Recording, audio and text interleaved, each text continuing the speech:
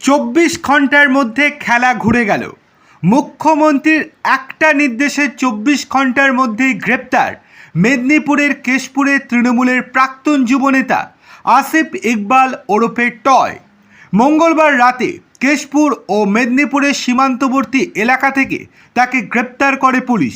তোলাবাজি, ভয় দেখানো সহ একাধিক সুনির্দিষ্ট অভিযোগে তার বিরুদ্ধে মামলা রুজু হয়েছে। বুধবার অভিযুক্তকে মেদিনীপুর আদালতে তোলা হলে বিচারক 2 দিনের পুলিশি হেফাজতের নির্দেশ দিয়েছেন।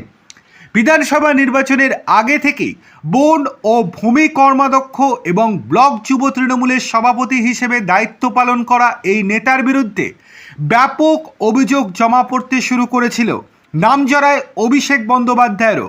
স্থানীয় বাসিন্দাদের একাংশের দাবি, ক্ষমতার অপব্যবহার করে তিনি বিপুল পরিমাণ অর্থ আত্মসাৎ এবং নানা অনৈতিক কার্যকলাপে যুক্ত ছিলেন এবং এলাকার বিভিন্ন বন জঙ্গল রাতের বেলায় কেটে সেই কাঠ পাচার করে দিয়ে সেই লভ্যাংশের টাকা অভিষেক বন্দ্যোপাধ্যায়কে পাঠানো হতো বলে দাবি করেছেন স্থানীয় বাসিন্দারা।